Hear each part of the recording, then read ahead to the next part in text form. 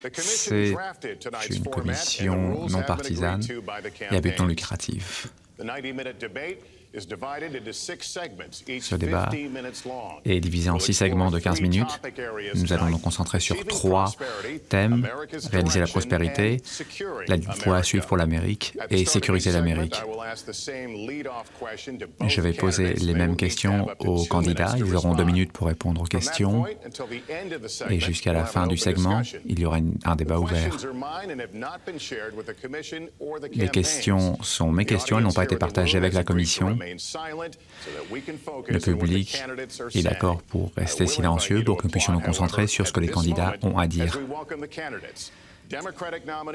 Le nominé pour le Parti démocrate, Hillary Clinton, et le nominé républicain, Donald Trump.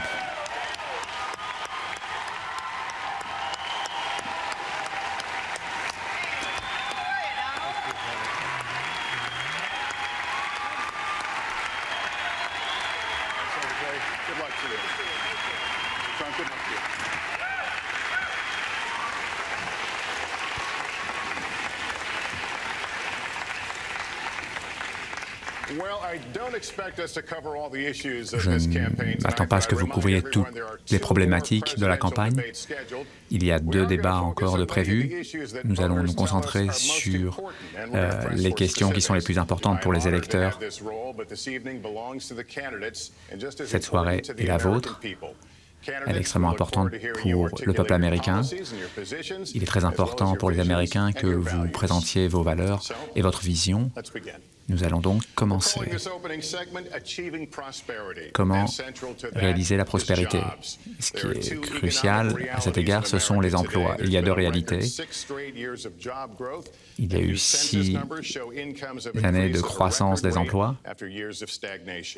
Après les années de stagnation, cependant, les inégalités de revenus sont significatives et la moitié des Américains vivent au jour le jour.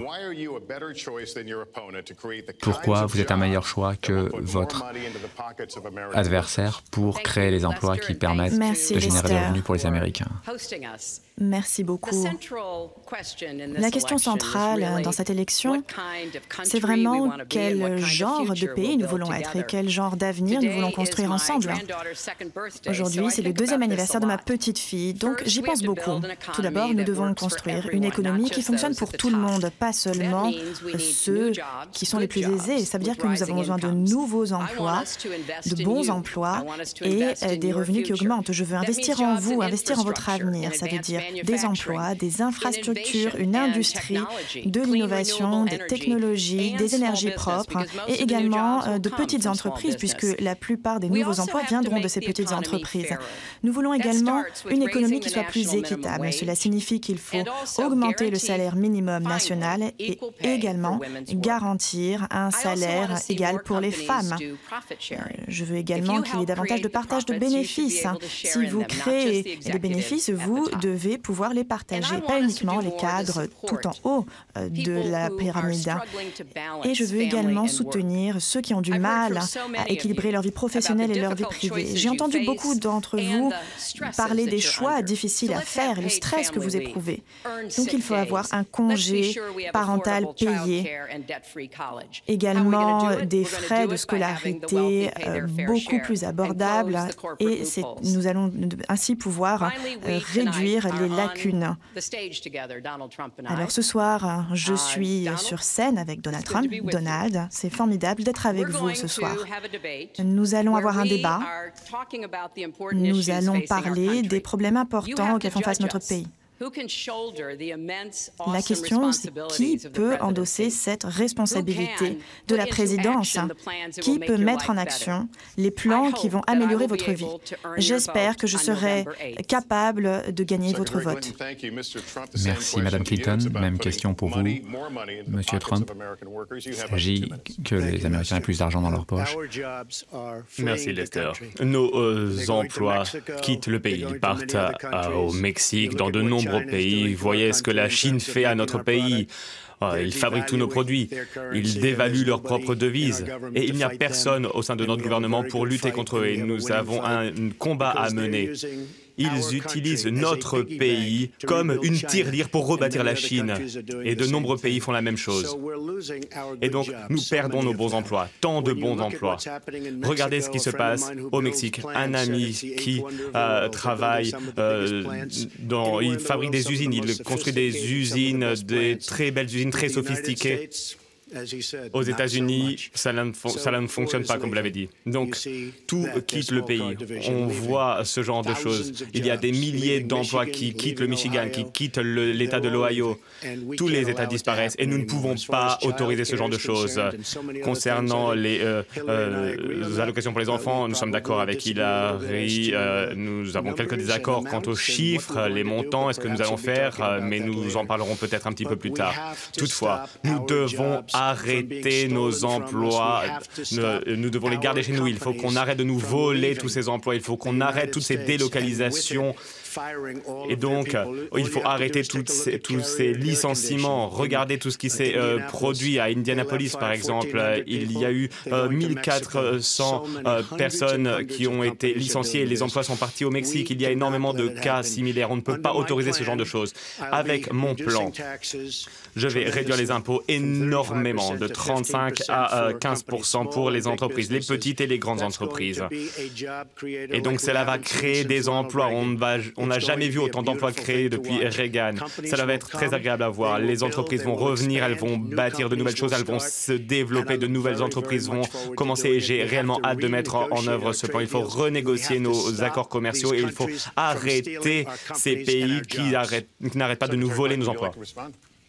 Clinton, voulez-vous répondre? Bien, je crois que le commerce est une question importante. Bien sûr, nous représentons 5% de la population mondiale, donc nous devons faire des échanges avec les 95% restants. Et nous devons avoir des accords qui soient intelligents et équitables. Il nous faut également un système d'imposition qui récompense le travail, pas uniquement les transactions financières. Le genre de programme présenté par Donald serait nuisible à l'économie. En fait, ce serait une version assez extrême des réductions d'impôts pour les 1% les plus aisés. Ce n'est pas la façon dont nous allons faire croître notre économie. Nous avons des opinions différentes sur la meilleure façon de faire croître notre économie. Comment créer des emplois, comment faire augmenter les revenus. Nous avons une perspective différente, je le comprends bien. Donald a eu beaucoup de chance dans sa vie. Et c'est tant mieux pour lui. Il a commencé son entreprise avec 14 millions de dollars empruntés à son père et il pense réellement que plus on aide les riches, plus les choses se passeront bien. Moi, je n'y crois pas. Mon expérience est très différente. Mon père était un petit homme d'affaires qui travaillait dans l'impression de tissus et il travaillait sur des tissus en soie. Il le faisait lui-même. Je crois que lorsqu'on aide la classe moyenne, on peut vraiment investir en vous, en votre avenir, et tout le monde se portera mieux et l'économie sera en croissance. Alors, vous avez parlé de créer 25 millions d'emplois, vous avez dit que vous allez rapatrier des millions d'emplois. Comment allons-nous rapatrier les emplois qui ont quitté ce pays pour des pays où la main-d'œuvre est moins chère? Comment vous allez dire aux usines qu'elles doivent revenir? Alors, avant de commencer sur ce sujet, mon père m'a donné en 1975 un petit prêt et aujourd'hui, j'ai créé une des plus grandes entreprises du monde, un des plus grands groupes. C'est le genre de réflexion dont notre pays a besoin. Notre pays est en crise. Nous ne savons pas ce que nous faisons lorsqu'il s'agit de la dévaluation. Tous ces pays dans le monde, en particulier la Chine, sont des experts dans la dévaluation. Ce qu'ils nous font, vraiment, c'est très triste. Et donc, il faut renégocier nos accords commerciaux. Ils prennent nos emplois et ils utilisent des outils incitatifs. Je vais vous donner un exemple. Le Mexique. Ils ont une autre TVA. Il y a des impôts, des taxes sur ce que nous envoyons au Mexique, mais ça ne fonctionne pas dans l'autre sens. Et donc c'est un accord qui est biaisé, ça ne fonctionne pas depuis de nombreuses années, mais les politiques n'ont rien fait Et pour être tout à fait honnête avec secrétaire d'État Hillary Clinton, oui, je peux vous appeler comme ça, je veux que vous soyez heureux ce soir, c'est très important pour moi.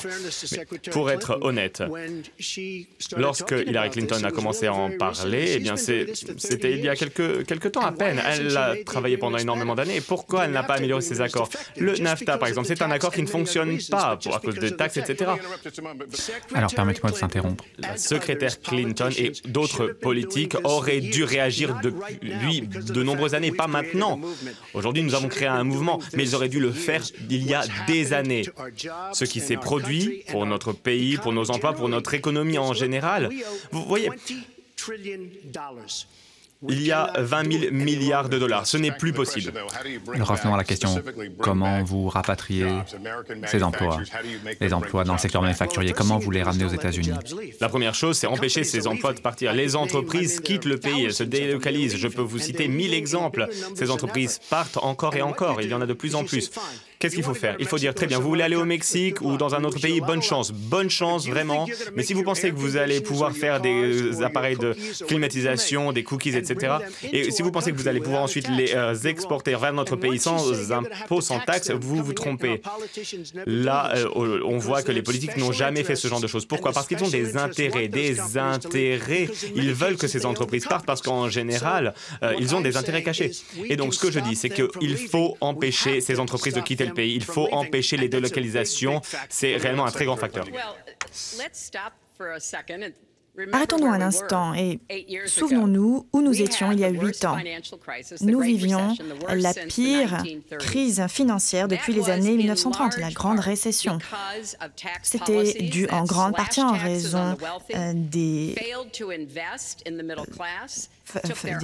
problèmes fiscaux qui favorisent les plus riches, et tout ceci a créé des circonstances désastreuses à Wall Street. D'ailleurs, Donald a dit en 2006, eh bien, j'espère que ce système va s'écrouler, ainsi je pourrai acheter et gagner de l'argent. 9 millions de personnes ont perdu leur emploi, 5 millions de personnes ont perdu leur maison et beaucoup d'argent a été perdu. Nous sommes redressés après cette catastrophe. Maintenant, potentiellement, nous pourrions avoir une meilleure économie. Mais la dernière chose à faire, c'est vraiment de revenir aux politiques qui nous ont détruits il y a quelques années. Alors, j'ai regardé nos différentes propositions. Son plan fiscal va faire exploser la dette, plus de 3 000 milliards de dollars. Nous perdrions en fait 3,5 millions d'emplois et peut-être même nous aurions une autre récession. D'autres personnes ont regardé mon programme et on dit que nous pourrions créer ainsi 10 millions d'emplois, car nous investirions là où nous pourrions faire croître l'économie. Par exemple, les énergies propres. On dit qu'il s'agit là de l'avenir du XXIe siècle. Donald Trump pense que le changement climatique est un canular inventé par les Chinois. Je ne dis pas ça. Je pense qu'il faut vraiment s'atteler à ce problème, ici et à l'étranger. Nous pourrions déployer plus de 500 millions de panneaux solaires. Nous pourrions construire un nouveau réseau électrique. Tout ceci crée de l'emploi, une activité économique. Donc, il faut être vraiment très précis sur ce qu'on peut faire et ce qu'on doit faire. Et je suis déterminée à relancer l'économie pour de bon en nous fondant sur les progrès qui ont été faits, mais jamais en revenant sur les problèmes d'avant. Elle parle de panneaux solaires. On a investi dans une entreprise solaire. Ça a été une catastrophe. On a perdu énormément d'argent sur ce dossier. Je crois en toutes les formes d'énergie. Toutefois, il y a beaucoup de chômage à cause de nos politiques énergétiques. Notre pays perd énormément de choses en termes d'énergie pour rembourser notre dette. On ne peut pas faire ce que vous voulez faire avec 20 000 milliards de dettes. Le gouvernement Obama, depuis son début, a une dette qu'il faudra rembourser en 230 ans. Il a doublé cette dette en 7 années et demie, pour être exact. Alors, je vais vous dire une chose. Il faut être bien plus habile pour garder nos emplois aux États-Unis. Il faut utiliser des outils incitatifs pour développer nos entreprises, parce que les entreprises ne se développent pas. Ce qu'il faut faire, tout simplement, c'est regarder le Michigan, regarder l'Ohio, regarder tous ces lieux où il y a énormément d'emplois, d'entreprises qui se délocalisent. Je vous pose une question. Vous faites ça depuis 30 ans. Pourquoi pensez-vous aux solutions que maintenant, pendant 30 ans, vous avez utilisé ces politiques et à présent, vous commencez à trouver des solutions? Excusez-moi, je vais rapatrier des emplois. Vous ne pouvez pas le faire. Eh bien, en fait, j'y ai pensé. Oui, pendant 30 ans. Pas tout à fait aussi longtemps. Je crois que mon mari s'est plutôt bien débrouillé dans les années 1990.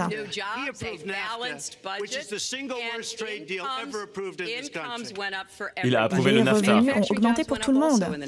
Également, les emplois dans l'industrie dans les années 1990, si on s'intéresse aux faits.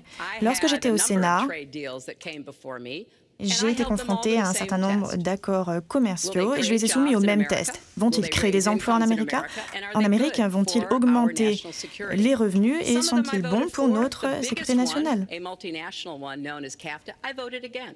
Il y en avait un contre lequel j'ai voté, car je m'intéresse à tous ces accords avec les mêmes critères. N'imaginons pas que le commerce, c'est le seul défi qui se pose à nous d'un point de vue économique. Bien sûr, c'est très important. Nous allons mettre en œuvre nos accords commerciaux et il faudra que les gens rendent des comptes. Quand j'ai été secrétaire d'État, j'ai expliqué que nous augmenterions nos échanges, notamment avec la Chine. Donc, je sais comment faire en sorte de créer des emplois et développer les exportations. Vous ne l'avez pas fait en 30 ans ou en 26 ans.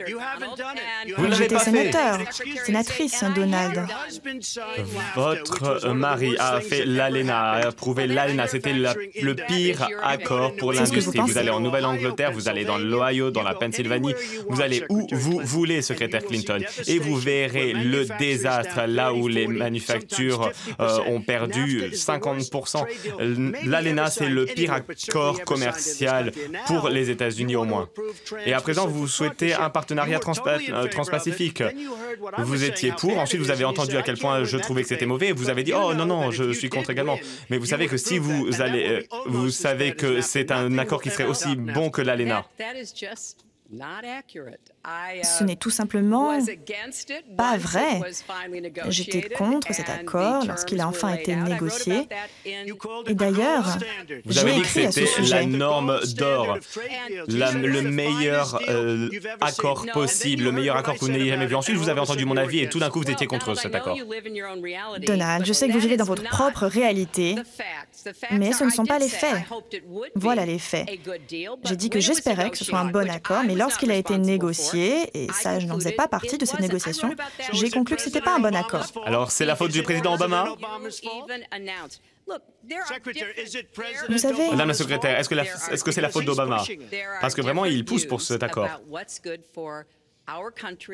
Ce qui est bon pour notre pays, pour notre économie et pour notre leadership se présente de différentes façons. Il faut s'intéresser à ce qu'il faut faire pour relancer l'économie. C'est ce que j'ai dit. De nouveaux emplois, de meilleurs revenus, des investissements. Pas davantage de crédits d'impôt. Mais vous n'avez pas de plan. Vous n'avez aucun plan. J'ai écrit un livre à ce sujet qui s'appelle « Plus fort ensemble ». Vous pouvez le trouver dans une librairie ou à l'aéroport. Je pense qu'il nous faut une forte croissance, une croissance équitable, une croissance durable. Nous devons également voir comment aider les familles à équilibrer leur vie privée et leur vie professionnelle. Nous avons donc un programme, un ensemble de programmes très robustes. Les personnes qui se sont intéressées à ce programme ont conclu que mon programme créerait 10 millions d'emplois et le vôtre détruirait 3,5 millions d'emplois. Vous allez approuver l'une des réductions d'impôts les plus conséquentes de l'histoire. Vous allez approuver l'une des augmentations d'impôts les plus grandes de l'histoire. Vous allez supprimer toutes les affaires, toutes les industries. Vous allez augmenter tous les règlements partout. Mes réductions d'impôts sont les plus grandes réductions d'impôts depuis Reagan. J'en suis très fier. Cela va créer énormément de nouveaux emplois. Mais les règlements, vous allez réglementer toutes ces entreprises et elles vont disparaître à cause de ces règlements. Je vais vous dire une chose. Lorsque je voyage, Lester Holt, je voyage et les entreprises et les personnes aiment les réductions d'impôts et ils aiment surtout les suppressions de réglementations. Il y a des réglementations et encore des réglementations. Les nouvelles entreprises ne peuvent pas se créer et les anciennes entreprises font faillite. Vos nouvelles réglementations vont empirer la situation. Je vais supprimer les impôts et les réglementations. Vous allez augmenter les impôts. Voilà, c'est ça, point final. Alors, on va passer au prochain segment. Lester, il faut que je réponde. J'imaginais effectivement qu'il y aurait beaucoup d'attaques de ce type. Vous pouvez aller voir la page d'accueil de mon site web. Nous en avons fait une page de vérification des faits. Donc en temps réel, vous pouvez voir les faits. N'hésitez pas à aller jeter un œil. Et regardez le mien également. Votre programme ajouterait 5 000 milliards de dollars à la dette. Nous proposons vous proposez de simplifier la réglementation. Nous voulons augmenter les impôts pour les plus riches, car ce sont eux qui ont fait tous les bénéfices. Et je pense qu'il est temps que les grands groupes, les plus riches, payent. Alors, nous allons ouvrir le prochain segment. Allez sur notre site. Vous allez voir, elle va augmenter de 1,3 milliard d'impôts. Et regardez notre site. C'est vraiment ça. Elle nous dit comment lutter contre l'État islamique. Elle le dit sur son site. Je ne pense pas que General Douglas le ferait. Le prochain segment, nous allons continuer. Au moins, j'ai un programme pour lutter contre Daesh. Non, vous dites tous vos secrets à l'ennemi. Vous lui dites à l'ennemi tout ce que vous allez faire. C'est pas étonnant. Ce n'est pas étonnant que vous ayez lutté contre le groupe État islamique toute votre vie d'adulte. N'hésitez pas à vérifier les faits. Alors, on parle toujours de la prospérité et je veux parler des impôts. Les différences, c'est à propos des riches. Secrétaire Clinton, vous êtes en faveur d'une augmentation des impôts pour les plus riches, alors que vous, Monsieur Trump, vous êtes en faveur de baisse d'impôts pour les plus riches. Présentez vos positions. Oui, alors je dis que grâce aux riches, on va pouvoir créer énormément d'emplois. Il va y avoir du développement dans les entreprises, il va y avoir des créations d'emplois. Et si vous regardez mon programme, ce n'est pas réellement fantastique pour les riches, c'est parfait pour la classe moyenne, c'est parfait pour que les entreprises se développent. Ces personnes vont injecter des milliards et des milliards dans les entreprises et ensuite il va y avoir des milliers de milliards de dollars qui vont être rapatriés. Les politiques tels que le secrétaire Clinton ne vont pas leur permettre de rapatrier l'argent à cause de toute la bureaucratie et de toutes les taxes. Donc les entreprises quittent notre pays. Et croyez-le ou non, ces entreprises quittent notre pays car les impôts sont trop élevés et parce qu'il y a de nombreuses personnes qui ont de l'argent à l'étranger au lieu de rapatrier cet argent et d'utiliser cet argent. Mais tout le monde sait bien que cet argent devrait être rapatrié. Eh bien, au lieu de ça, ils quittent nos pays afin d'utiliser leur argent car ils ne peuvent pas rapatrier cet argent dans notre pays à cause de la paperasserie, la bureaucratie. Nous avons un président qui peut les rassembler autour d'une table et qui ne peut pas les rassembler autour d'une table pour retrouver un accord. Les républicains, les démocrates sont d'accord sur une chose. Ça devrait être fait. 2,5 000 milliards. Je pense que c'est le double même, peut-être 5 000 milliards de dollars que nous ne pouvons pas va rapatrier dans notre pays, Lester. Et avec un petit peu de leadership, on pourrait le faire très rapidement et ça pourrait être utilisé dans de nombreux domaines, de nombreux secteurs et ce serait fantastique. Toutefois, nous n'avons aucun chef de file, aucun leadership et on commence par le secrétaire Clinton. Vous avez 2 minutes pour répondre à la même question. Défendez votre position, à savoir une augmentation des impôts pour les plus riches. J'ai l'impression que d'ici la fin de la soirée, on va me dire que je suis responsable de tout ce qui est arrivé. Oui, pourquoi pas? Rejoignez le débat. N'hésitez pas à dire des choses encore plus folles. Ça n'a rien de fou. Ce n'est pas fou. Vous n'empêchez nos entreprises de rapatrier de l'argent. C'est le temps de parole de la secrétaire Clinton. Remettons les compteurs à zéro, Lester, s'il vous plaît. Nous avons regardé votre proposition en matière d'impôt. Je ne vois pas de changement sur le taux d'impôt sur les sociétés. Le type de proposition dont vous parlez qui mènerait au rapatriement d'argent à l'étranger. En fait, je soutiens ceci, mais je voudrais que ça fonctionne en notre faveur. J'ai regardé ce que vous proposez. Vous avez ce qu'on appelle la faille Trump, c'est-à-dire quelque chose qui vous avantagerait, vous. Il y aurait des bénéfices fiscaux pour votre famille. Ce que vous proposez, en fait, c'est vraiment bon pour Trump. Mais ça ne fonctionne pas pour le reste. Ça ne fonctionne pas. C'est ainsi que nous sommes retrouvés dans la situation de 2008. Baisser les impôts pour les plus riches ne fonctionne pas. Et beaucoup de personnes aisées, intelligentes le savent. Ces personnes disent, nous devons faire une contribution qui soit plus équitable pour aider la classe moyenne. Je ne crois pas que partir d'en haut fonctionne en Amérique. Je crois qu'il faut investir dans la classe moyenne. Il faut que les jeunes étudiants puissent être débarrassés de leur dette étudiante. Il faut aider ces personnes à pouvoir rembourser leur crédit étudiant. Il faut que ce soit une croissance avec une base large et inclusive. Il ne faut plus d'avantages pour les personnes tout en haut. Monsieur Trump. Voilà, un discours de politique. Ça parle, ça ne fait rien. C'est bien sur le papier, mais ça ne fonctionne pas, ça ne va jamais se produire. Notre pays souffre parce qu'il y a des personnes comme le secrétaire Clinton, ces personnes qui ont pris de très mauvaises décisions pour l'emploi, pour ce qui est en train de se produire. Regardez. Nous avons la pire reprise de l'économie depuis la Grande Dépression. Et croyez-moi, nous sommes dans une situation de bulle. Et la bourse a l'air de bien aller, mais si vous augmentez les taux d'intérêt, tout va s'effondrer. Nous sommes dans une grosse bulle dégoûtante et il faut faire très attention. La Fed joue de la politique. Il y a la responsable de la Fed. La Fed joue la politique en maintenant les taux d'intérêt à ce niveau. Et croyez-moi, le jour où Obama part là où il part jouer au golf pour le reste de sa vie, une fois que les taux d'intérêt vont augmenter, vous allez voir des catastrophes. Pourquoi? Parce que la Fed ne fait pas son travail. La Fed est plus politique que la secrétaire Clinton. Monsieur Trump, on parle du fardeau que les Américains doivent payer. Et vous n'avez pas publié vos relevés d'impôts.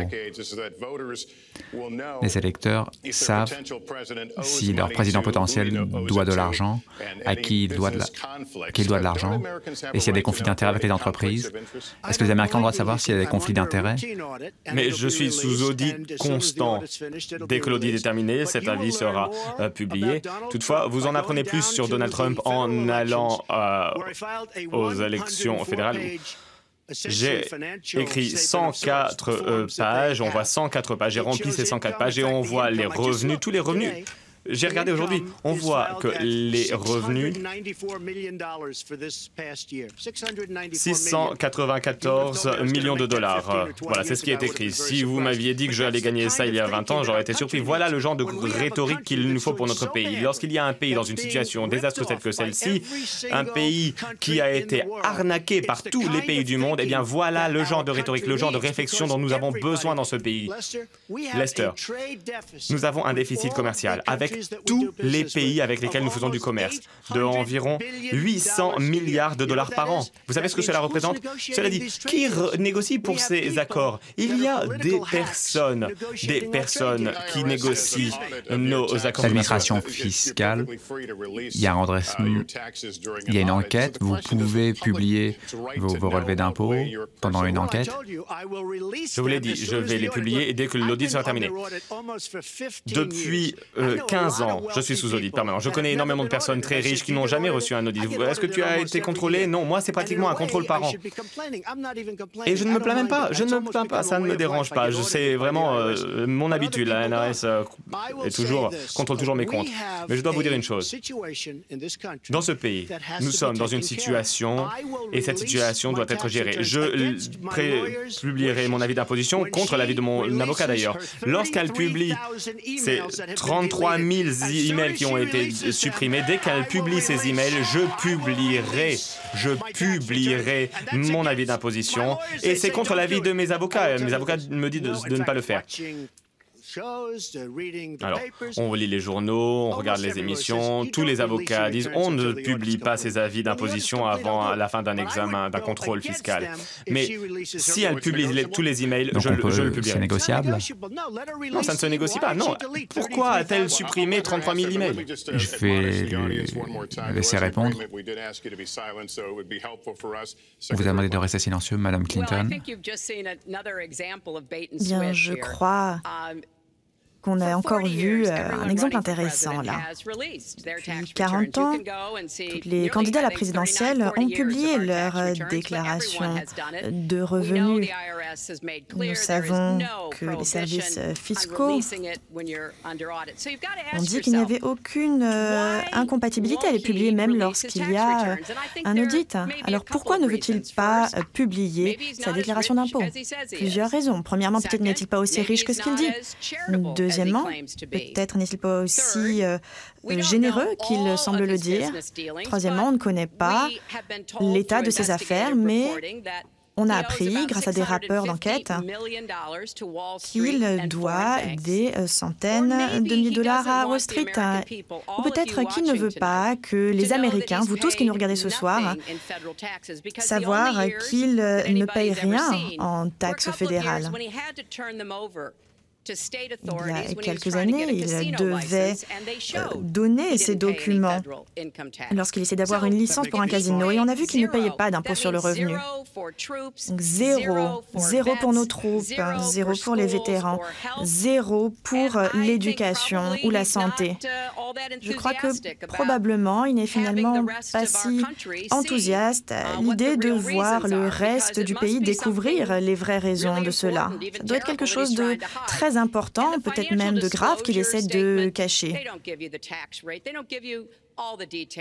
On n'a pas tous les taux d'imposition, on n'a pas tous les détails. Pour moi, je crois que les Américains méritent de voir ceci. Je n'ai aucune raison de croire qu'il va publier ses déclarations d'impôts, puisqu'il y a vraiment quelque chose qu'il doit être en train de cacher. Et nous allons devoir jouer aux devinettes pour savoir ce qu'il cache. La question, c'est de savoir... Est-ce que, s'il se rapproche de la Maison-Blanche, quels vont être ces conflits? À qui doit-il de l'argent? Eh bien, il vous doit la réponse et il doit fournir ces documents. Il a soulevé la question de vos emails. Est-ce que vous voulez répondre à cette question? Oui, je veux y répondre. Effectivement, j'ai fait une erreur. J'ai utilisé un compte privé et si je devais le refaire, évidemment, je ferais les choses différemment. Mais je ne vais pas me trouver des excuses. C'était une erreur et j'en prends la responsabilité. Monsieur Trump. C'était plus qu'une erreur. C'était fait exprès. Ce n'était pas une erreur, c'était fait exprès. Vous avez votre équipe qui utilise le 5e amendement des États-Unis afin de ne pas être traduit en justice. Lorsqu'il y a une personne qui utilise le 5e amendement, cette personne qui a géré ce serveur, c'est une honte. C'est une honte. Ce pays pense que c'est une honte. Concernant ma déclaration de revenus, on n'apprend pas grand-chose avec les déclarations d'impôts. On apprend beaucoup grâce aux informations financières. Et je dois vous dire une chose. Un rapport a parlé de 650 millions. Alors, il y a beaucoup d'amis qui connaissent mes affaires et qui vont me dire « Oh, c'est pas beaucoup d'argent ». Ce n'est pas beaucoup d'argent, d'ailleurs.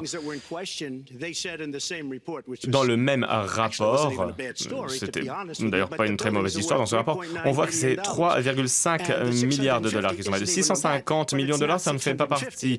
Ce n'est pas 650 millions, c'est bien moins. Mais je peux vous donner une liste de banques si ça vous aide. Je peux vous donner une liste de banques, de très belles institutions, de très belles banques. Je pourrais le faire très rapidement.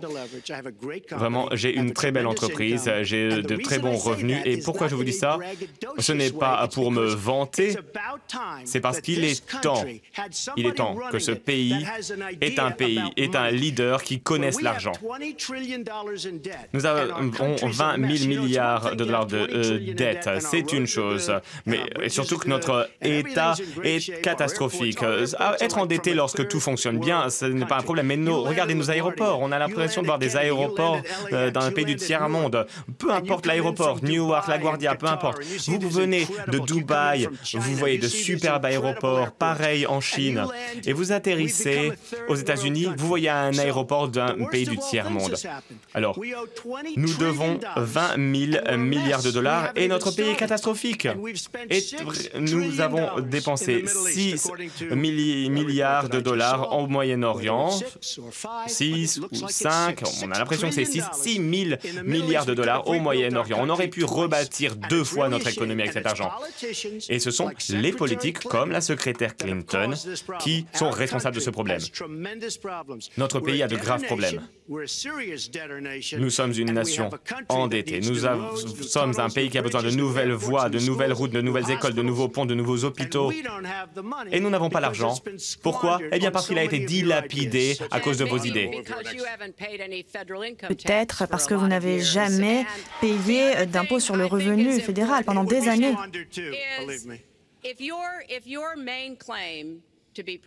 Si votre argument principal pour devenir président, c'est votre entreprise, vos affaires, nous devrions en parler.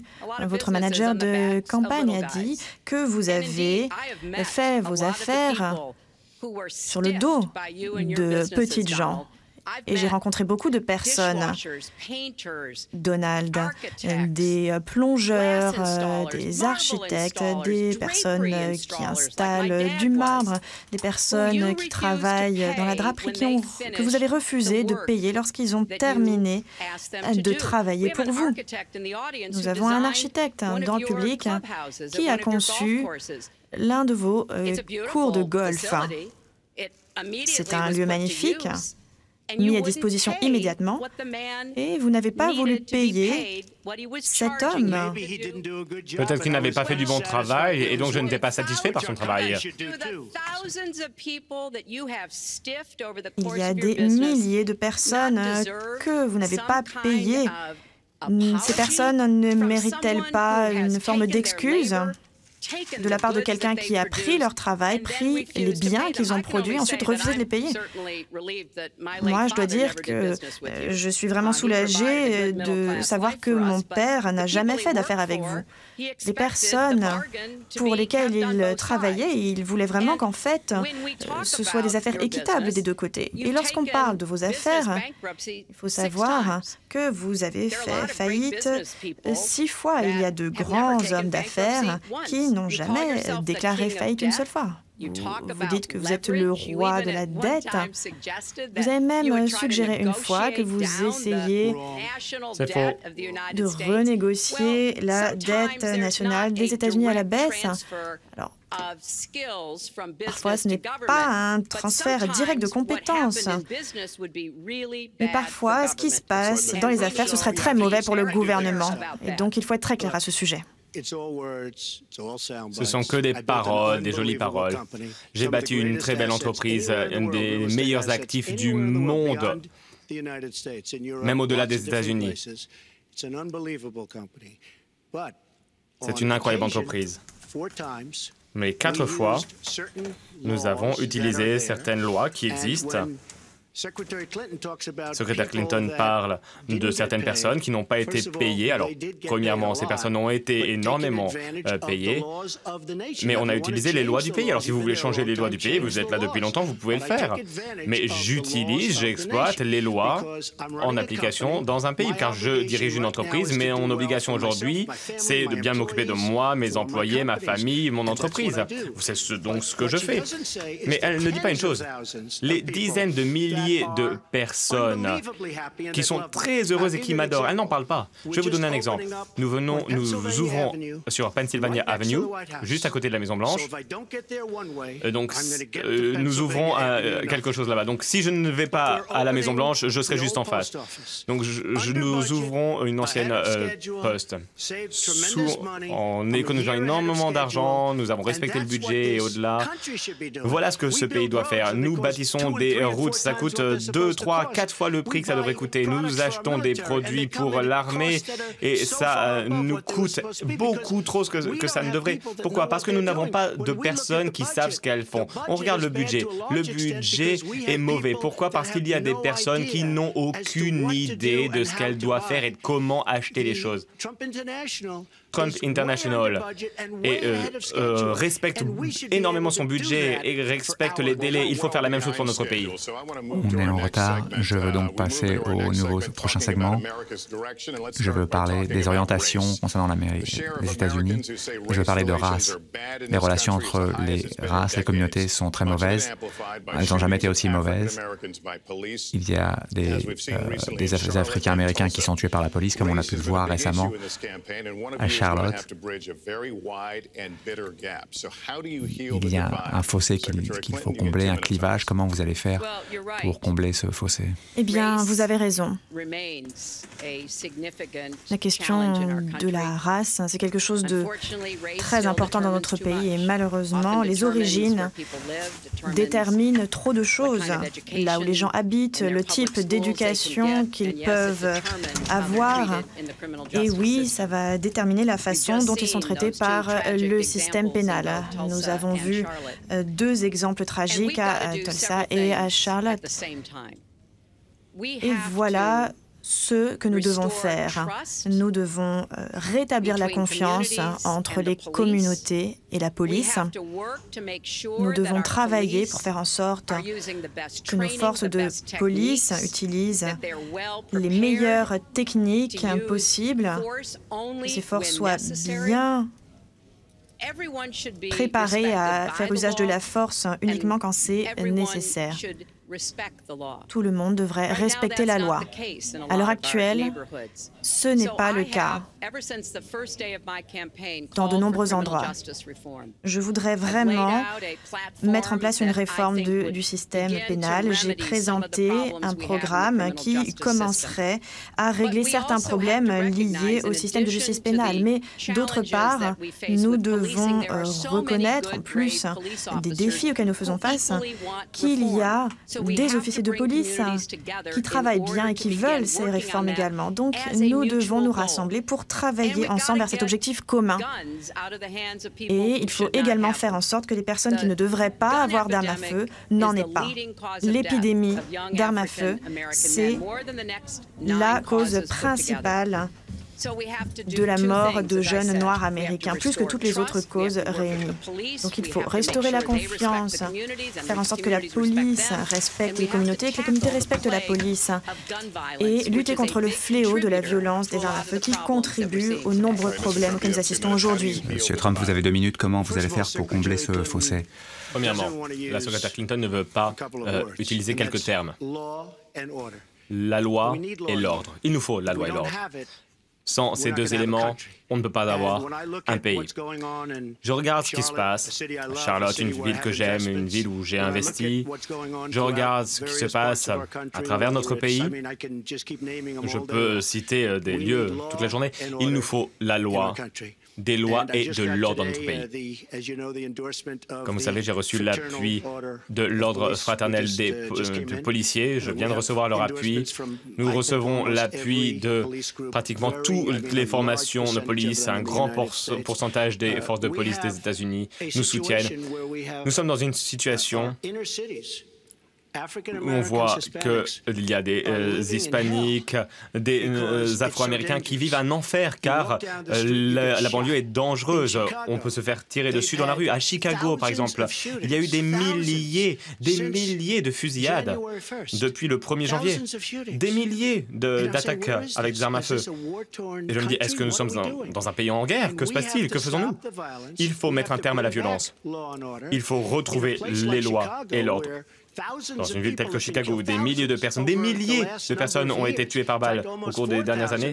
4000 personnes ont été tuées depuis que Barack Obama est devenu président. Près de 4000 personnes à Chicago ont été abattues. Il nous faut la loi et l'ordre. Alors, à Chicago, on peut arrêter les personnes pour les fouiller, ça fonctionne très bien, ça fonctionne très bien à New York, ça a énormément baissé le taux de criminalité, mais on retire les armes des criminels. Il y a des gangs qui errent dans la rue, et dans de nombreux cas, ce sont des migrants sans papier, ils ont des armes à feu, ils tirent sur les autres. Il faut être fort, il faut être vigilant. Nous devons savoir ce que nous faisons. À l'heure actuelle, notre police, dans de nombreux cas, a peur d'agir. Il faut protéger nos banlieues parce que les Afro-Américains, les communautés d'Afro-Américains sont décimées par le crime, décimées. Vous avez épuisé vos 2 minutes. Mais les arrestations avec des fouilles ont été jugées comme étant inconstitutionnelles à New York parce que ça stigmatisait les Hispaniques et les Noirs. Vous avez tort. Un juge s'est penché de ce dossier. Notre nouveau maire refuse de faire avancer ce dossier. Il y aurait eu un appel sinon. Vous pouvez voir qu'il y a de nombreux exemples dans le pays. L'argument, c'est que ça fait un profilage ethnique. Non, on a l'impression qu'il faut retirer les armes de ces personnes. Ce sont des personnes qui n'auraient pas dû avoir une arme. Ce sont des criminels, ce sont des mauvaises personnes. Imaginez, 3000 fusillades à Chicago depuis le 1er janvier. 4000 personnes abattues à Chicago, tuées par arme à feu, depuis le début de la présidence de Barack Obama. Donc dans sa ville natale, il faut utiliser ces fouilles au corps, ces arrestations et ces contrôles. S'il n'y a pas de bonne communauté, des bonnes relations entre les communautés à Chicago, j'y suis allé souvent, j'ai des biens là-bas et j'ai vu. On peut voir dans de nombreux autres lieux que c'est différent. Il y a besoin d'une meilleure relation. Je suis d'accord avec la secrétaire Clinton. Il y a besoin de meilleures relations entre les communautés et la police, car parfois cette relation n'est pas bonne. Mais regardez Dallas. La relation à Dallas a été réellement étudiée et elle s'est améliorée. C'est une très bonne relation. Ensuite, il y a eu 5 policiers qui ont été tués de manière très violente une nuit. Et donc on voit qu'il y a des choses tout à fait négatives qui se passent, des tragédies, mais il nous faut la loi et l'ordre. Il nous faut la loi et l'ordre dans les banlieues. Parce que les personnes qui sont les plus touchées par ce qui se passe, ce sont des Afro-Américains et des Hispaniques. Et c'est tout à fait injuste pour ces personnes. Il est triste de voir, c'est injuste pour eux de voir ce que les politiques acceptent de faire. J'ai entendu Donald dire ceci à ses meetings. Il est vraiment malheureux de l'entendre dépeindre un portrait si sombre des communautés noires dans notre pays. Le dynamisme des églises afro-américaines, toutes les opportunités que toutes les familles essaient de proposer à leurs enfants. Il y a beaucoup de choses dont nous devrions être fiers et que nous devrions soutenir. Mais bien sûr, il faut toujours garantir la sécurité de nos concitoyens. Il y a les bonnes façons de le faire et puis il y a les façons qui ne sont pas efficaces. Les fouilles au corps spontané ont été décrétées anticonstitutionnelles.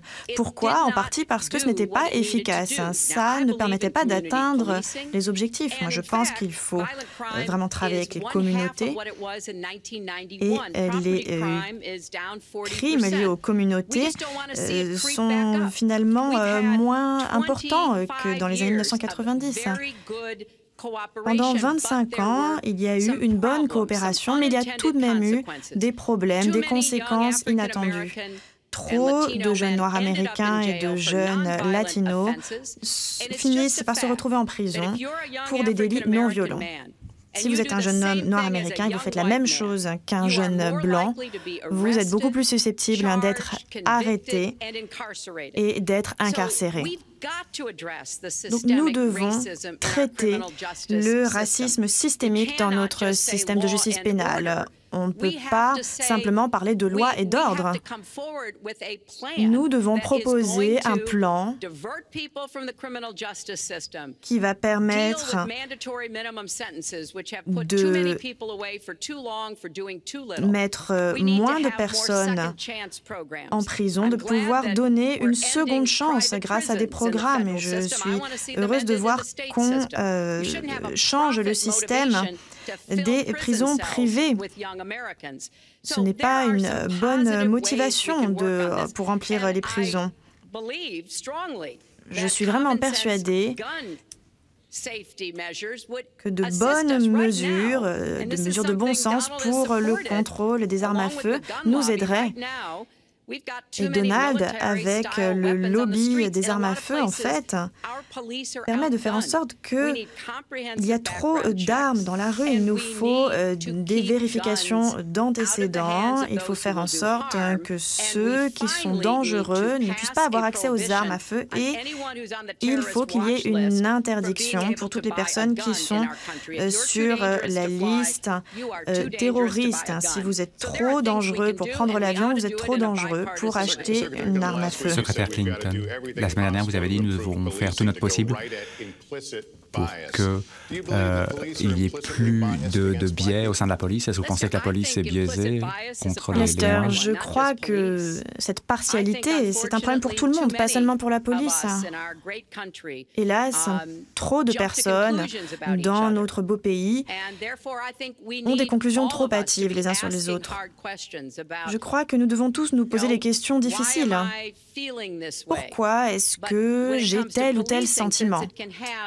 Lorsqu'il s'agit de l'action de la police, ce qui peut avoir des conséquences fatales, je l'ai dit lors de mon premier budget, nous allons placer de l'argent pour ce budget en formant davantage nos officiers de police. J'ai rencontré des chefs de police extrêmement expérimentés il y a quelques semaines. Ils ont admis que c'était un problème et ils sont très inquiets, notamment sur la question de la santé mentale.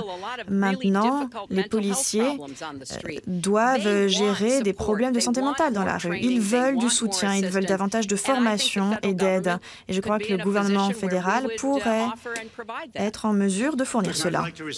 J'aimerais répondre. Premièrement, je suis d'accord, de nombreuses personnes au sein de mon parti souhaitent empêcher les personnes qui sont sur les listes de surveillance d'avoir une arme. Lorsqu'une personne est sur une liste de surveillance, elle ne peut pas prendre l'avion.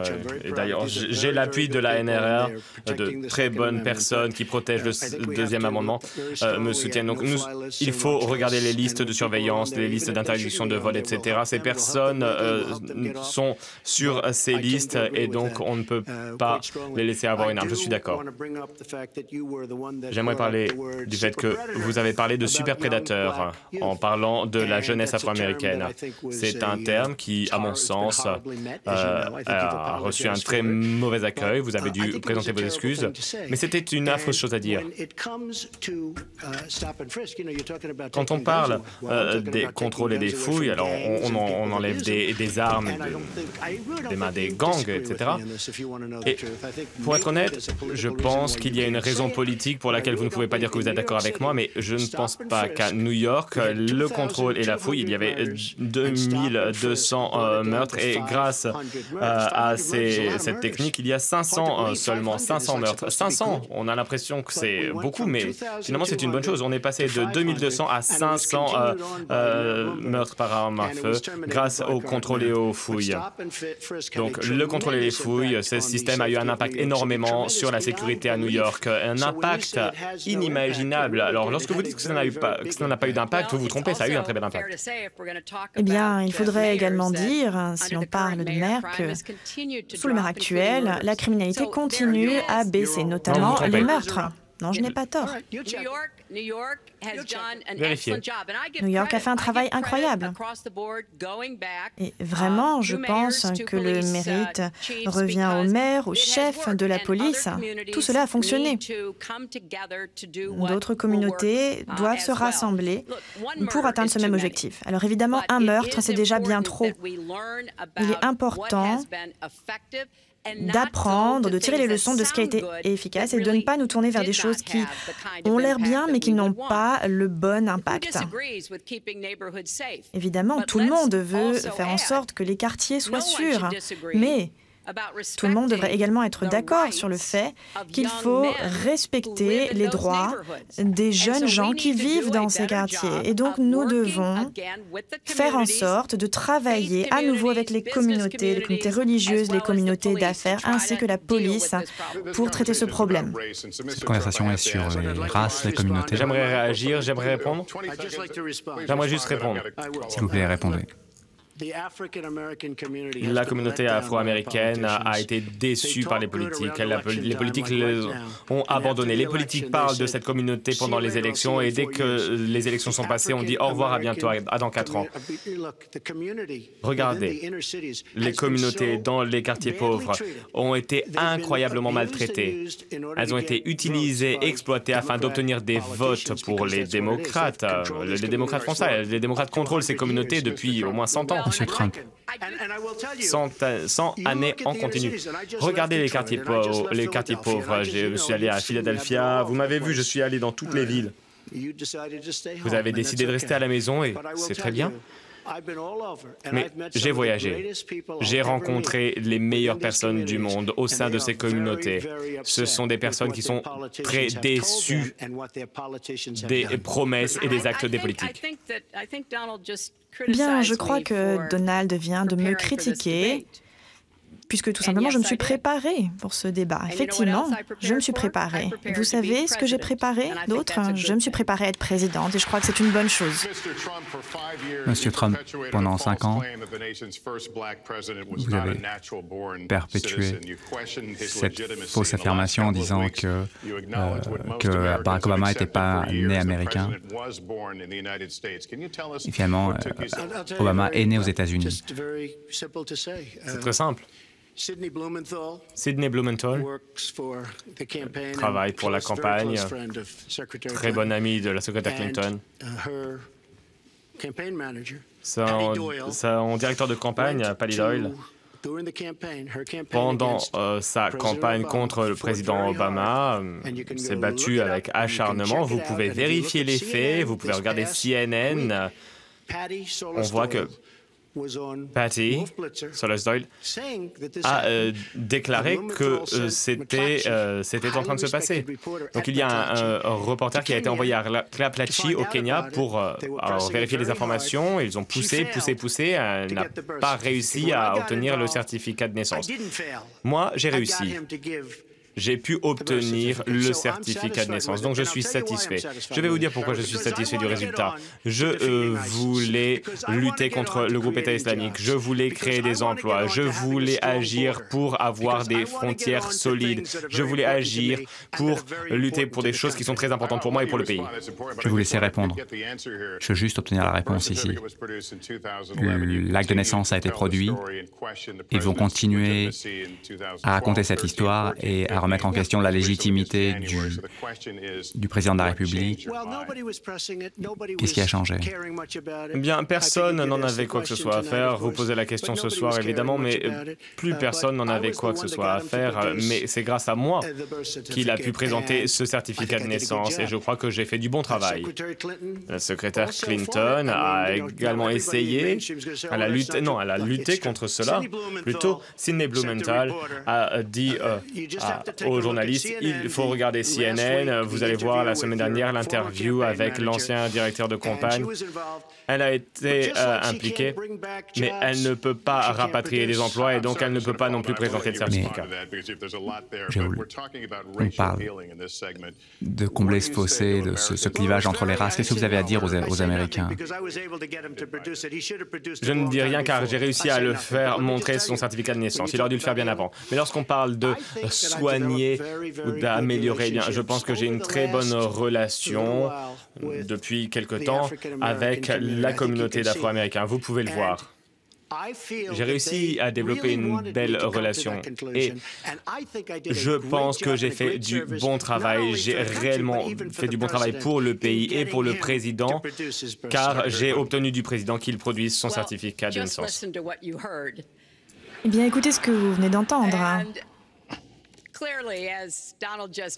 Très clairement, Donald vient de l'admettre, il savait qu'il allait être sur cette scène et que Lester allait poser la question.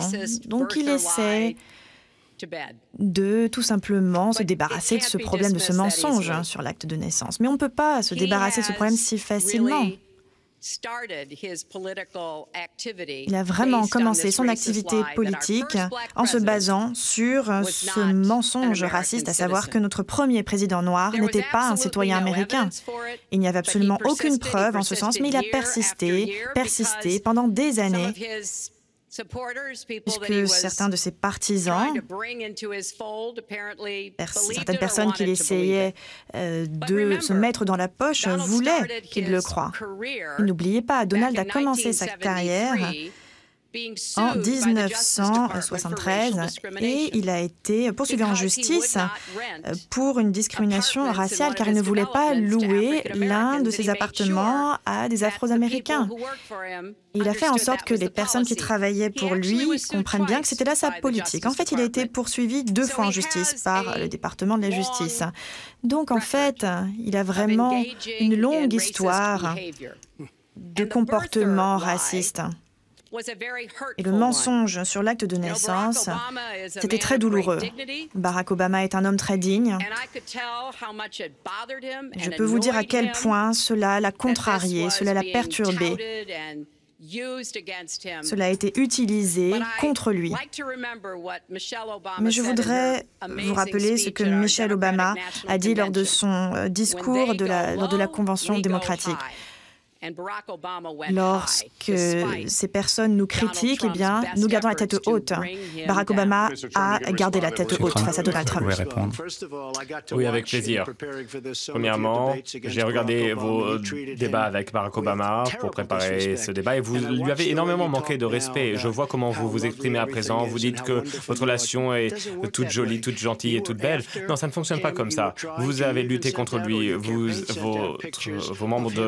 Les membres de votre campagne ont envoyé des photos très connues contre lui. Mais même la semaine dernière, votre directrice de campagne a dit que c'était vrai. Et donc vous essayez d'être gentil et d'être une sainte, mais ça ne fonctionne pas. Concernant le procès, lorsque j'étais très jeune, j'ai travaillé pour l'entreprise de mon père dans la Queens, à Brooklyn même. Et nous avons travaillé avec de nombreuses autres entreprises à travers le pays. Et il y a eu ce procès, évidemment. Le procès s'est terminé avec aucune admission de culpabilité. C'était très facile à faire. Mais ils traduisent en justice énormément de personnes. Je sais que vous en parlez beaucoup et évidemment, je connais toutes les publicités que vous faites contre moi. Je ne le fais pas pour vous d'ailleurs. J'essaye peut-être d'économiser de l'argent. Mais honnêtement, je regarde ça et je me dis, c'est incroyable. J'ai réussi à gérer ce procès sans exprimer une quelconque culpabilité. Et c'était un procès contre énormément d'entreprises dans l'immobilier. Je vais plus loin. À Palm Beach, en Floride, une communauté un peu difficile, il y a une communauté très très riche, peut-être la plus riche du monde. J'ai ouvert un club. Et vraiment, c'était du très bon travail. On m'a félicité. Il n'y avait aucune discrimination contre les Afro-Américains, contre les musulmans, contre qui que ce soit. C'est une discothèque qui fonctionne très très bien. Je suis ravi de l'avoir créée et de l'avoir ouverte. Et on m'a énormément félicité pour ce travail et j'en suis excessivement fier. Voilà mon sentiment, voilà mon réel sentiment. Le prochain segment porte sur la sécurité des États-Unis. Nous voulons parler de la guerre du XXIe siècle qui se déroule tous les jours ici. Il y a des cyberattaques contre nos institutions, nos secrets sont volés. Ma question est qui se trouve derrière cela et comment nous pouvons combattre ce phénomène? Secrétaire Clinton. Je crois que la cybersécurité, la cyberguerre sera l'un des grands défis du prochain mandat présidentiel. Nous faisons face à 2 types d'adversaires. Il y a des groupes de hackers, de pirates indépendants qui, pour des raisons commerciales, essaient de voler des informations qu'ils peuvent ensuite utiliser pour gagner de l'argent. Mais de plus en plus, il y a des cyberattaques qui viennent d'États, d'organes d'État.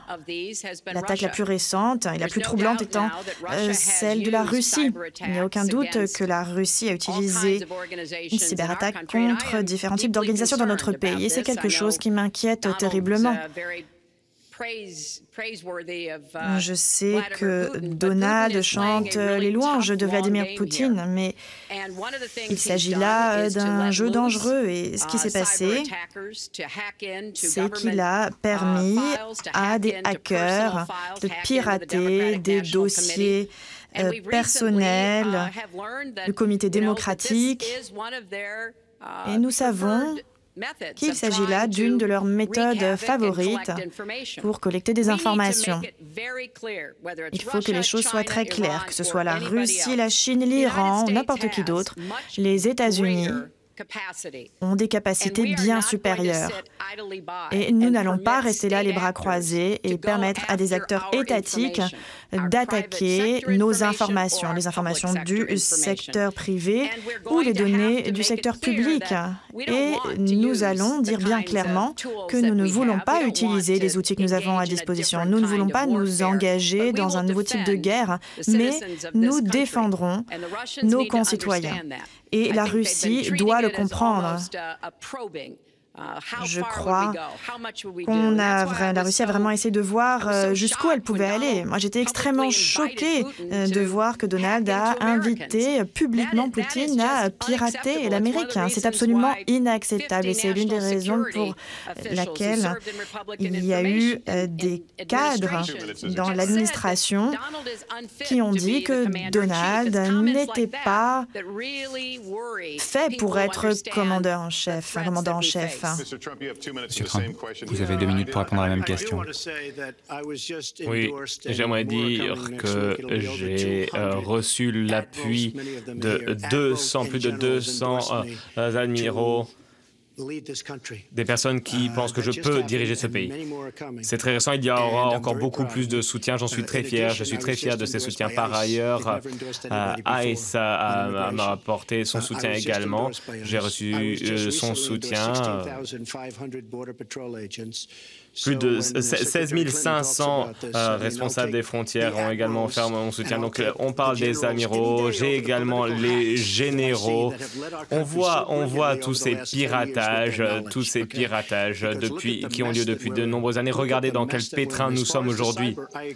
Concernant Internet, la cyberguerre, je suis d'accord avec ce que la secrétaire Clinton a dit. Nous devrions être les mieux armés. Nous ne le sommes peut-être pas. C'est la Russie. Elle dit que c'est la Russie qui a piraté les comptes de la Commission démocratique. Des démocrates, c'est peut-être le cas, mais c'est peut-être la Chine également. C'est peut-être une autre personne, un obèse derrière son ordinateur qui a attaqué la Convention démocrate. Mais regardez, Bernie Sanders a subi les attaques de votre entourage. Bernie Sanders a été victime de vos pratiques. Alors, on parle de la Russie, on parle de la Chine, c'était peut-être un autre pays, on ne sait pas. Pourquoi? Parce que la vérité, c'est que sous le gouvernement Obama, nous avons perdu le contrôle de choses que nous contrôlions par le passé. Nous avons inventé Internet et je pense que la secrétaire Clinton et moi-même sommes d'accord sur le fait que lorsqu'on se penche sur ce que fait le groupe État islamique avec Internet, eh bien on voit qu'ils nous battent. Ils nous battent sur Internet. Il faut donc être fort dans cette cyberguerre. C'est un grave problème. J'ai un fils de 10 ans. Il a des ordinateurs. C'est un expert en informatique, c'est incroyable. L'aspect de la sécurité est un sujet très difficile. Mais je dois vous dire une chose, nous ne faisons pas ce que nous devrions faire. Mais il en va de même pour toute la société dans le gouvernement.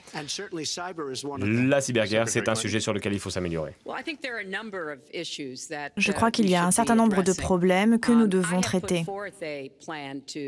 J'ai proposé un programme pour tenir en défaite Daesh, notamment en ligne. Et nous devons travailler de plus en plus avec les entreprises de technologie pour empêcher Daesh d'utiliser Internet pour radicaliser nos citoyens, notre pays, en Europe et ailleurs. Nous devons également intensifier nos frappes aériennes contre l'État islamique et soutenir nos partenaires arabes et kurdes pour qu'ils puissent éliminer Daesh à Raqqa. Nous progressons.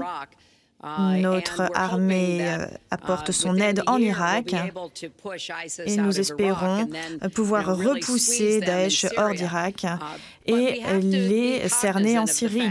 Mais il faut tout de même garder à l'esprit le fait qu'ils ont des combattants étrangers qui viennent travailler pour eux, qu'ils ont des armes étrangères, de l'argent étranger. Donc, ça doit être notre priorité absolue.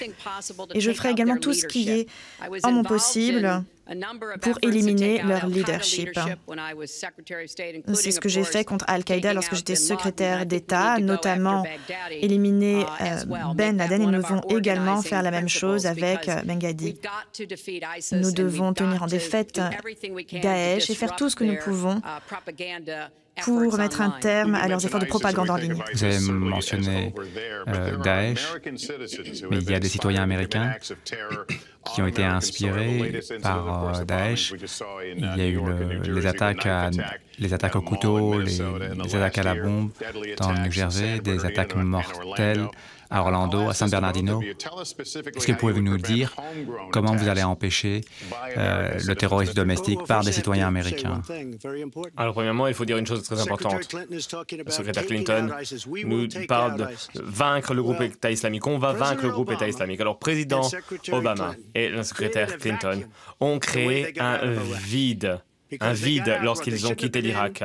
Ils n'auraient pas dû aller en Irak, mais lorsqu'ils sont allés en Irak, la manière avec laquelle ils sont partis a été un désastre. Et donc, le groupe État islamique s'est créé. Alors, elle dit qu'elle sait comment vaincre le groupe État islamique. Elle en parle depuis longtemps. Mais le groupe État islamique ne serait jamais né si les Américains étaient restés, peut-être 10 000 soldats ou un petit peu plus en Irak. Il n'y aurait pas eu ce groupe qui se serait formé. Ou comme je le dis depuis très longtemps, et je suis sûr que vous êtes d'accord,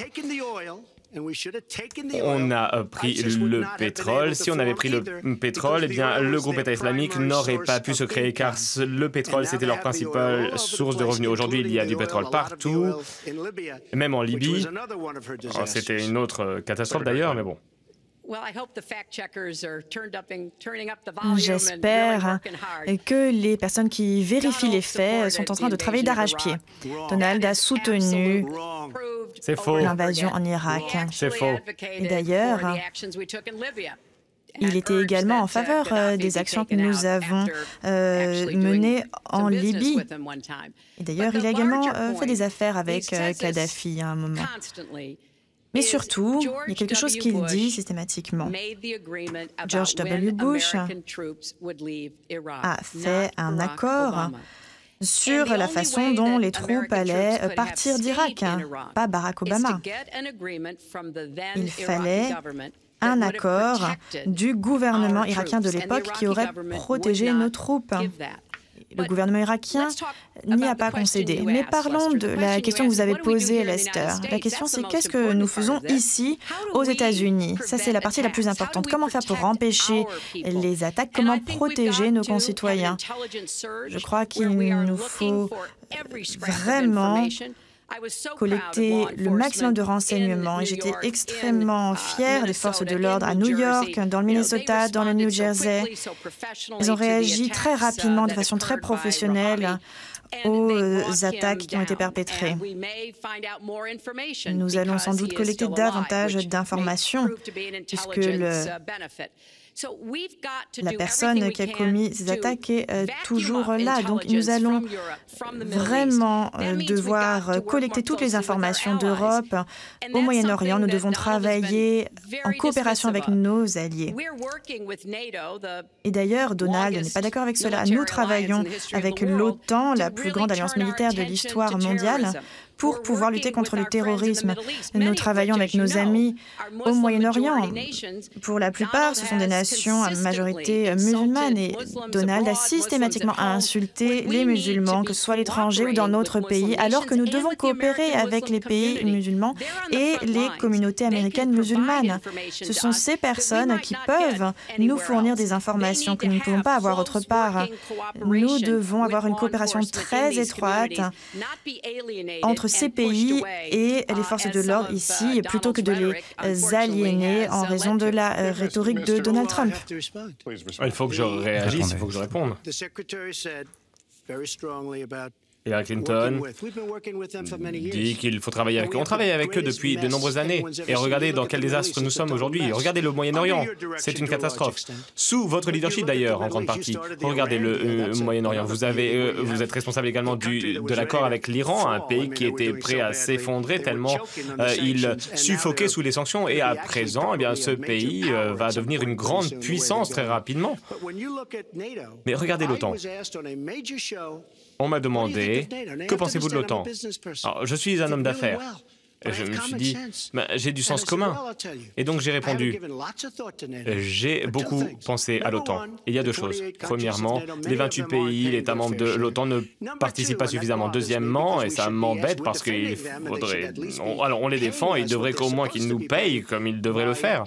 Au moins grâce à des traités, à des contrats. Et donc deuxièmement, j'ai dit avec force, l'OTAN pourrait être obsolète. Et j'ai bien insisté sur ce point et on a bien repris ses propos sur le New York Times. Ça, c'est inhabituel d'ailleurs d'être aussi fidèle dans le New York Times. J'ai dit, on ne se concentre pas suffisamment sur la terreur, le terrorisme. Je l'ai dit à de nombreuses reprises. Il y a 4 mois, j'ai dit sur le Wall Street Journal que l'OTAN ouvrait une grande division terroriste, une grande division contre le terrorisme. Et j'ai dit que c'était une excellente chose parce qu'on paye environ 73% du coût de l'OTAN. Cela représente beaucoup d'argent, donc tout cet argent pour protéger les autres. Mais je suis en faveur de l'OTAN. Mais j'ai dit qu'il fallait se concentrer sur le terrorisme. Ils vont le faire d'ailleurs. Et croyez-moi, on ne va pas me féliciter pour ça, mais c'était certainement grâce à ce que j'ai dit et grâce à mes critiques contre l'OTAN. Il faut que l'OTAN aille au Moyen-Orient avec nous, en plus des pays voisins, et il faut botter les fesses du groupe État islamique rapidement. Le groupe État islamique s'est créé à cause de ce vide créé par Barack Obama et Hillary Clinton. Croyez-moi, ils ont dit c'est incroyable. Ils ont dit attendez, laissez-moi finir. Le groupe s'est créé. Ça n'aurait pas dû se produire. Ça n'aurait jamais dû se produire. Vous parlez de vaincre le groupe État islamique. Vous étiez là, vous étiez secrétaire d'État lorsque ce groupe était à ses balbutiements. Maintenant, il est présent dans 30 pays et vous allez les vaincre? Je ne crois pas. Monsieur Trump, vous étiez en faveur de la guerre contre l'Irak avant l'invasion? Je n'ai pas soutenu la guerre en Irak. C'est un mensonge des médias instigé par Hillary Clinton car elle pense car elle connaît très bien les médias. J'étais contre, un instant, j'étais contre la guerre en Irak. Les données montrent autre chose. On pourra voir que j'ai raison. J'ai fait une interview avec Stern, on m'a posé la question et j'ai dit très facilement, j'ai dit peut-être, on ne sait pas, qui sait. En gros, j'ai dit ça. Ensuite, il y a eu une interview avec Neil Cavuto. On a parlé de l'économie qui est plus importante. J'ai ensuite parlé à Sean Hannity. Tout le monde refuse de parler avec cette personne. J'ai parlé avec Sean Hannity pour la Fox. Et cette personne a dit, il m'a appelé l'autre jour, et on en a parlé d'ailleurs, il m'a dit, tu étais totalement contre la guerre. Il était pour. Excusez-moi. C'était avant le début de la guerre. Sean Hannity a dit, avec vigueur, il est prêt à le dire, mais personne ne l'appelle pour vérifier. Il a dit que j'étais contre la guerre. On avait un désaccord parce qu'il était pour la guerre. Alors, je comprends très bien pourquoi on peut être pour cette guerre, mais on n'aurait jamais dû y aller. Mais personne n'appelle cette personne pour vérifier. Ensuite, il y a eu un article dans un très grand magazine, très rapidement après le début de la guerre. Dans O4, il y a eu un article et on voyait que j'étais tout à fait contre la guerre en Irak. Et un de vos compatriotes a dit que ce soit avant ou juste après, Trump était toujours contre. Je vais demander à la presse. Si quelqu'un appelle Sean Hannity, c'était avant le début de la guerre, lui et moi, nous disputions sur le sujet de la guerre. J'ai dit que c'était une idée stupide qui allait déstabiliser le Moyen-Orient et c'est exactement ce que cela a fait. En référence à ce que vous avez dit en 2002, ma question est pourquoi votre jugement est différent de celui de... J'ai un bien meilleur jugement du qu'elle. secrétaire Clinton. J'ai un bien meilleur jugement qu'elle. Et un bien meilleur tempérament également. J'ai un bien meilleur tempérament qu'elle. Elle a dépensé des centaines de millions de dollars pour une campagne de publicité. On voit Madison Avenue, etc. Et on voit tous mes défauts. Moi, ma plus grande qualité, c'est mon tempérament. J'ai le tempérament de winner, de vainqueur. Je sais comment gagner. Elle ne le sait pas. L'autre jour, il y avait un écran bleu. Je ne sais pas à qui vous parliez pour cette campagne, Hillary Clinton, mais vous étiez hors de contrôle. Et je me suis dit, voilà une personne avec un problème de tempérament. Secrétaire Clinton. Wow, bon.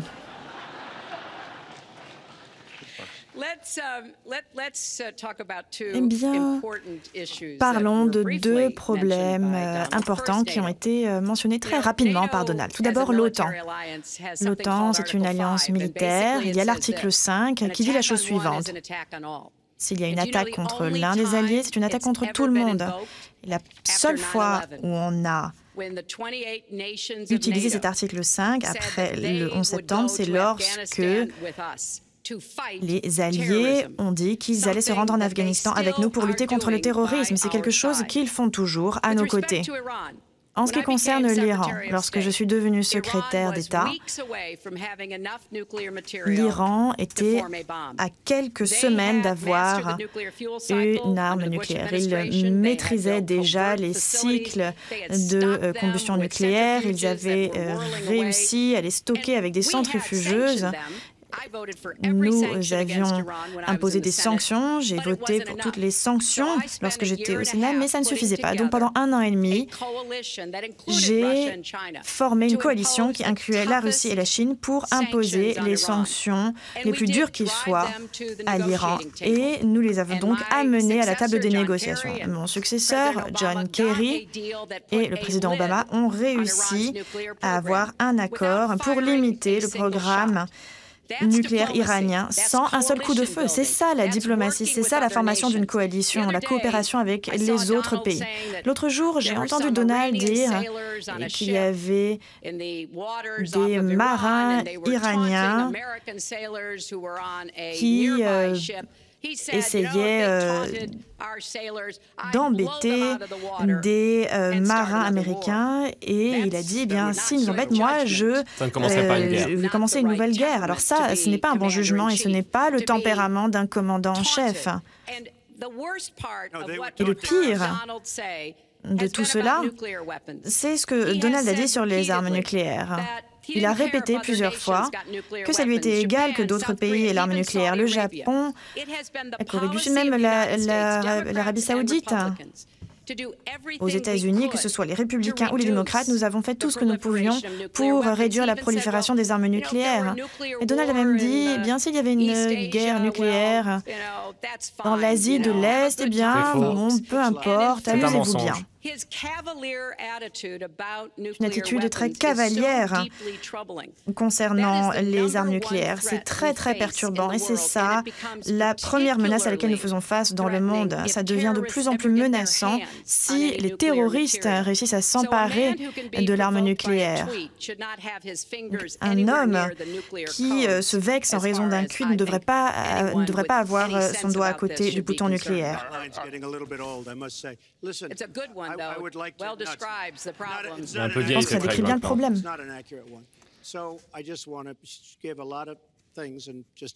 Alors j'aimerais réagir à présent et répondre. Je suis d'accord sur un point. Le principal problème du monde aujourd'hui, c'est l'armement nucléaire, les armes nucléaires. Ce n'est pas le réchauffement climatique comme vous le pensez et comme le pense le président. Le nucléaire, c'est notre principale menace. Juste après, dans la liste, on défend, on protège le Japon, l'Arabie Saoudite, l'Allemagne, plusieurs pays qui ne nous payent pas. Ils devraient nous payer parce que nous leur offrons un énorme service et nous perdons énormément d'argent. C'est pour cela que nous perdons. Nous perdons sur tous les plans. Nous perdons sur tous les plans. Alors, j'ai dit qu'il était très possible que... Ce n'est pas il y a 40 ans. Aujourd'hui, on ne peut pas défendre le Japon. C'est un énorme pays qui nous vend énormément de voitures. Tout ce que je dis, c'est qu'ils vont peut-être devoir se défendre eux-mêmes, ou alors nous aider. C'est un pays, nous sommes un pays qui est endetté à hauteur de 20 000 milliards de dollars, ils doivent nous aider. Je suis d'accord, c'est la plus grande menace de notre pays. Ce qui m'amène à la prochaine question. Concernant les armes nucléaires, Obama a considéré la politique des nations concernant la première utilisation. Est-ce que vous êtes en faveur de la politique actuelle concernant les armes nucléaires? Le secrétaire Clinton a parlé du nucléaire avec la Russie. Elle est très cavalière dans ses propos. La Russie s'est développée. Aujourd'hui, nous avons de nouvelles capacités, mais nous n'avons pas mis à jour ces capacités. J'ai vu des B-52, par exemple, qui sont très très vieux. Votre père, votre grand-père pourraient voler sur ces machines. Aujourd'hui, nous sommes à la traîne par rapport aux autres pays. Je n'utiliserai pas la technique de la première attaque, évidemment. Il y a une alternative, évidemment, mais dès qu'il y a une alternative, tout est fini. Nous devons être prêts en même temps. Je ne peux pas oublier certaines alternatives. On voit certains pays, on voit la Corée du Nord, par exemple. On n'y fait rien. La Chine devrait résoudre ce problème pour nous. La Chine devrait aller en Corée du Nord. La Chine est très puissante, surtout dans sa relation avec la Corée du Nord. Et il y a un autre accord, un terrible accord que vous avez lancé, l'accord avec l'Iran. L'accord est un grand partenaire commercial avec la Corée du Nord. Mais il y a cet accord horrible avec l'Iran. On aurait dû inclure dans cet accord, ils auraient dû inclure une clause sur la Corée du Nord. Ils auraient dû faire quelque chose sur le Yémen également et tous ces autres pays.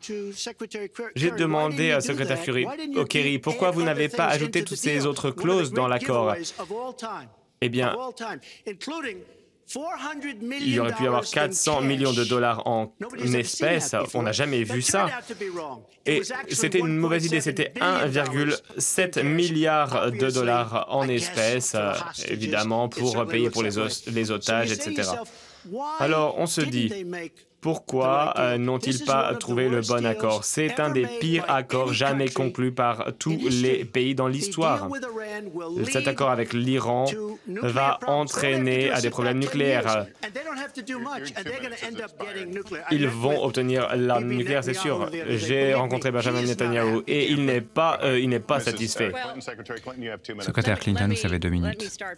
Je voudrais commencer par dire que les mots sont importants. Les mots sont importants lorsque vous êtes candidat à la présidentielle et ils sont d'autant plus importants lorsque vous êtes président. Je voudrais rassurer nos alliés au Japon, en Corée du Sud et ailleurs et leur dire que nous avons des traités de défense mutuelle et que nous les honorons.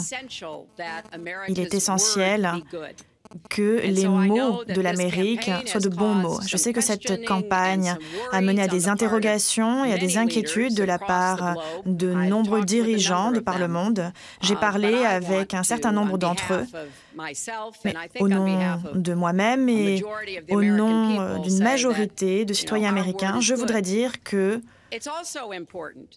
notre parole est sûre et en ce qui concerne la situation mondiale, il n'y a aucun doute sur le fait qu'il reste des problèmes avec l'Iran, mais je préfère avoir mené cet accord avec l'Iran plutôt que ne pas l'avoir fait. Alors, Donald, qu'aurait-il fait? Est-ce qu'il aurait bombardé l'Iran? Il critique un accord qui a permis d'avoir accès à des structures en Iran, des infrastructures auxquelles nous n'aurions jamais eu accès. Alors, j'aimerais bien entendre son alternative. C'est comme son programme pour vaincre Daesh. Il dit qu'il a un programme secret, mais en fait, le seul secret, c'est qu'il n'a pas de plan. Donc, il faut être plus précis de la façon dont on parle de ces choses. Les gens partout dans le monde suivent cette campagne. Ils essaient de comprendre ce que nous allons faire. Est-ce qu'ils peuvent compter sur nous? Est-ce que nous allons mener le monde avec force et en accord avec nos valeurs? Eh bien, moi, j'ai l'intention de le faire. J'ai l'intention d'être une dirigeante sur laquelle on peut compter, que ce soit dans notre pays ou de par le monde. Prendre des décisions pour assurer la paix et la prospérité, mais également pour résister aux tyrans, que ce soit à l'étranger ou dans notre pays. Nous ne pouvons pas laisser ceux qui essaient de déstabiliser l'ordre mondial interférer avec les intérêts et la sécurité américaine. Vous avez épuisé vos 2 minutes. J'aimerais Très rapidement. Il arrive à vous dire d'aller sur son site et de lire le programme pour vaincre le Daesh. On n'aurait pas eu besoin de les vaincre si vous ne les aviez pas créés. Aujourd'hui, il est de plus en plus difficile de vaincre ce groupe car ils sont de plus en plus d'États dans de plus en plus de nations. C'est un grave problème.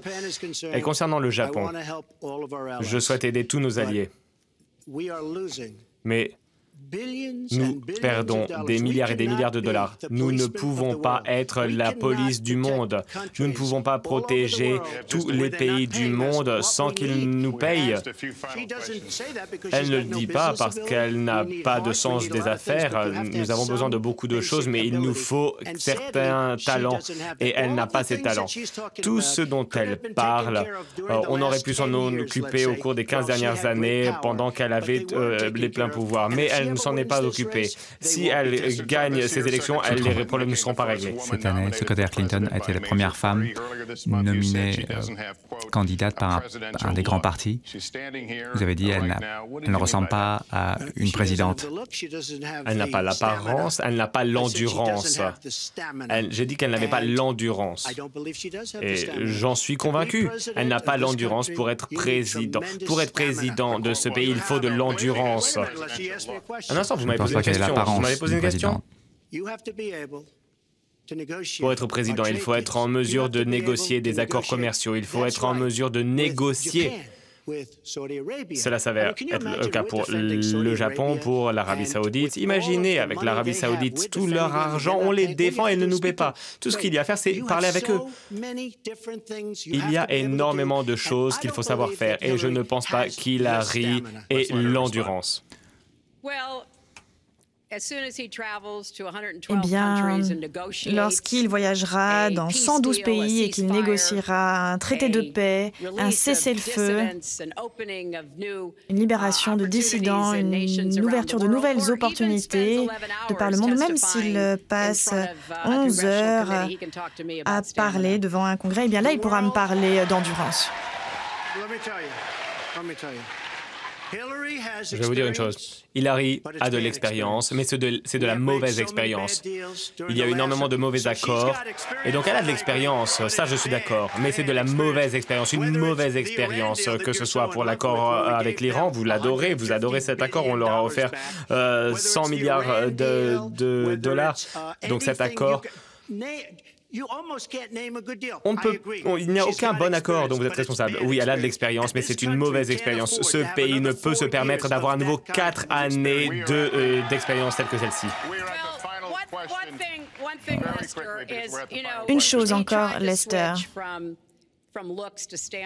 Il a essayé de passer de mon apparence à mon endurance, mais c'est un homme qui a traité les femmes de cochons et de chiens,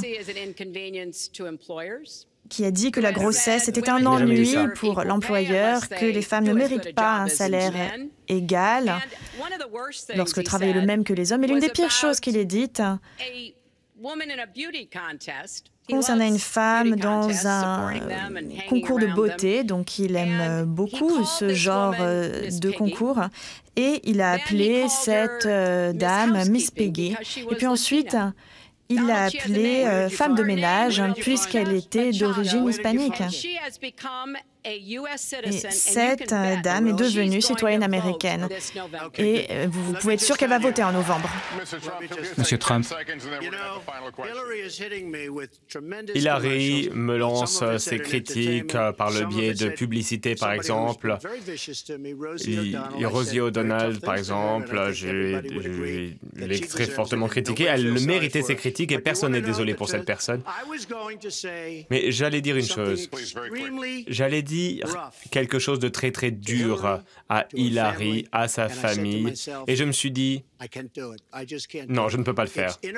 C'est inapproprié, ce n'est pas gentil. Mais elle dépense des centaines de millions de dollars pour des publicités qui me critiquent et qui sont des mensonges. Et je vais vous dire une chose, ce n'est pas gentil et je ne le mérite pas. Ce n'est pas une gentille chose qu'elle a faite. Ce sont des centaines de millions de dollars en publicité et j'ai vu qu'avec tout cet argent, des centaines de millions de dollars, eh bien on voit qu'elle a fait toutes ces publicités et nos résultats sont assez L'un similaires. d'entre vous ne va pas remporter cette élection. La question, est-ce que vous voulez accepter le résultat de cette élection comme étant la volonté des électeurs? Je soutiens notre démocratie. Parfois on gagne, parfois on perd. Mais une chose est sûre, j'accepterai le résultat de l'élection. Je sais que Donald essaie de semer le doute à ce sujet, mais je pense que nos concitoyens comprennent que vraiment, c'est vous qui allez la faire. Ce n'est pas nous vraiment qui allons faire cette élection, c'est vous, c'est pour vos familles, pour l'avenir que vous voulez. Donc j'espère que vous allez tous voter. Votre avenir en dépend. Monsieur Trump, très rapidement, même question, est-ce que vous allez accepter le résultat des élections? Je souhaite que l'Amérique retrouve sa grandeur. Nous sommes une nation confrontée à de nombreux problèmes. Nous perdons tous nos emplois, il y a énormément de migrants qui affluent. Nous avons déporté 800 personnes récemment et ils ont peut-être appuyé sur le mauvais bouton. Ou encore pire, c'était de la corruption. Mais ces personnes que nous allions déporter pour de bonnes raisons sont devenues des citoyens. Et ils ont acquis la citoyenneté. 800. Et c'est peut-être 1800 maintenant. On ne sait même pas. On ne connaît pas les chiffres. Résultat des Je souhaite élections? que l'Amérique retrouve sa grandeur. Je suis en mesure de le faire. Je ne pense pas qu'Hillary soit capable de le faire. La réponse est que si elle gagne, je la soutiendrai à 100%. C'est la conclusion de notre débat pour ce soir. Nous avons couvert beaucoup de thématiques, pas toutes les thématiques. Le prochain débat est prévu pour le 9 octobre à l'Université de Washington à Saint-Louis et le 19 octobre à l'Université du Nevada à Las Vegas. Le débat va continuer. Le débat des vice-présidents est prévu à l'Université de Farmville en Virginie. Je voudrais remercier la secrétaire Hillary Clinton et Donald Trump, ainsi que la commission pour nous avoir accueillis ce soir. Je vous remercie.